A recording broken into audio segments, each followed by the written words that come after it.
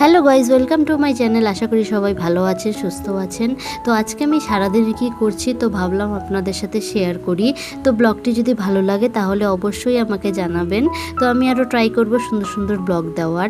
তো আজকে আমি সকালে চলে এসেছি আমার বাড়িতে, মানে আমার বাবার বাড়িতে। তো সকালে স্নান ধান কমপ্লিট করে চলে আসলাম একটু কালীমার দর্শন করতে। একটু দর্শন করে চলে গেলাম রান্নাঘরে। তো আজকে মনে হলো অনেকদিন পরে আজকে বাপের বাড়ি আসলাম, তো ভাবলাম একটু বিরিয়ানি রান্না করি। তো ঘরেই সবাই খাবো, তো দেশি চিকেন দিয়েই রান্নাটা করছি। তো নর্মালভাবেই রান্না করব, ঘরোয়াভাবে। তো আপনাদের সাথে ভাবলাম একটু রেসিপিটা শেয়ার করি। তো দেখতে থাকুন কেমন লাগছে আমার ঘরোয়া স্টাইলের বিরিয়ানি।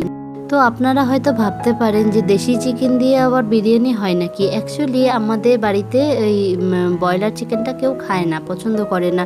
তো যেহেতু বাড়ির লোকই খাবো আমরা, তো ভাবলাম যে এই দেশি চিকেন দিয়ে রান্না করি। একদম সিম্পল স্টাইলে রান্না করব, একদম কোনো ঝোর ঝামেলা নেই। তো দেখলেন যে আমি আগে বেরেস্তাটা বানিয়ে নিলাম। বেরেস্তাটা বানিয়ে নেওয়ার পরে এখন ওই বিরিয়ানির চিকেনটা রান্না করব আগে। তো এই জন্য দিয়ে দিলাম পেঁয়াজ, রসুন আর সব গুঁড়ো মশলা দিয়ে দিলাম। আর আগে গোটা গরম মশলা দিয়েছিলাম ফোড়নে। তো টমেটো দিয়ে দিলাম, একটু মিষ্টি দিলাম, একটু লবণ দিলাম, আর একটু চিকেন মশলা আর বিরিয়ানি মশলাও দিয়ে দিলাম এটার মধ্যে, একটু ফ্লেভারটাকে ইনহ্যান্স করার জন্য। মশলাটাকে ভালো মতো কষিয়ে এখন এটার মধ্যে দিয়ে দিব আগের থেকে ভেজে রাখা আলু। তো আলুটা দিয়ে হালকা নাড়াচাড়া করে তারপরে এটার মধ্যে দিয়ে দিব আগের থেকে ম্যারিনেট করে রাখা চিকেন, যেটা আমি টক দই, বিরিয়ানি মশলা আরও কিছু মশলা দিয়ে ম্যারিনেট করে রেখেছিলাম প্রায় 1 ঘন্টার মতন। তো চিকেনটাকে ভালো মতো কষিয়ে তারপরে এটার মধ্যে জল দিয়ে দিব। তো এই তো আমার চিকেন কষে গেছে সুন্দরভাবে। এবার এটার মধ্যে দিয়ে দিলাম জল, আর আগের থেকে ভেজে রাখা বেরেস্তা একটু দিয়ে দিলাম। তো আর একটু ভালো করে আমি জলটাকে শুকিয়ে নিব, তারপর রেডি হয়ে যাবে বিরিয়ানির চিকেন। এবার আমি বিরিয়ানির রাইসটা বানিয়ে নিব। গরম জলের মধ্যে গোটা গরম মশলা, একটু সাদা তেল, লবণ দিয়ে ফুটিয়ে নিলাম জলটাকে। তারপর এটার মধ্যে চাল দিয়ে দিলাম। আমার ভাত রেডি হয়ে গেছে। এখন এটাকে লেয়ারিং করে নিব। যেহেতু বাড়িতেই খাবো সিম্পলভাবে একটাই লেয়ারিং করলাম কড়াইয়ের উপরে। দেখুন কিভাবে লেয়ারিং করছি। বেরেস্তাটা দিয়ে দিলাম, একটু বিরিয়ানি মশলা, একটু ঘি, আর একটু বাটির মধ্যে কেওড়া জল, গোলাপ জল আর একটু ফুড কালার মিশিয়ে সেটাকে দিয়ে দিব উপর থেকে।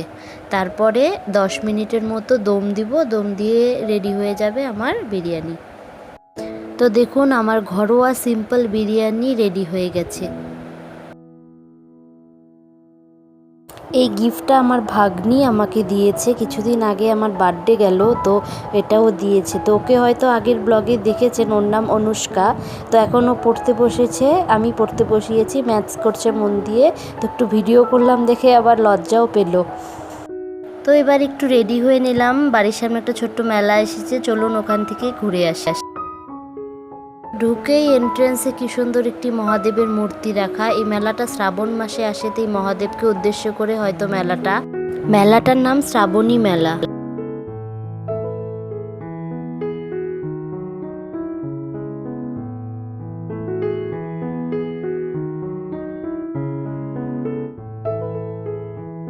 তো এখানে বিভিন্ন রকম স্টল এসেছে, অনেক সুন্দর সুন্দর রাইড আছে। তো সিম্পল হলেও মেলাটা ভালোই লাগছে।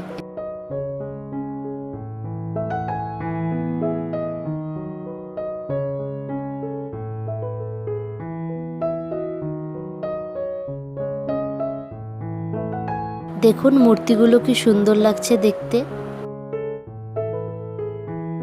অনুষ্কা টুকটাক দেখছিল যে কি কেনা যায়। তো অনেক মেলা ঘোরা হলো, তো এখন বাড়ি ফেরা যাক। বাড়ি ফেরার আগে মহাদেবের আর একটু দর্শন করে তারপরে বের হব। তো টুকটাক কি কেনাকাটা করলাম সেটা আপনাদের সাথে পরে শেয়ার করছি। তো এবার বাইরে বের হয়ে টুকটাক কিছু খাওয়া দাওয়া করে চলে আসলাম বাড়িতে। এই দেখুন অনুষ্কা কি কিনলো, আর আমি কিনলাম, এটা কিনেছি আর একটা এটা কিনেছি। ফুল জিনিসটাই আমার খুব ভালো লাগে, আসল হোক বা নকল, তাই ফুলই কিনলাম।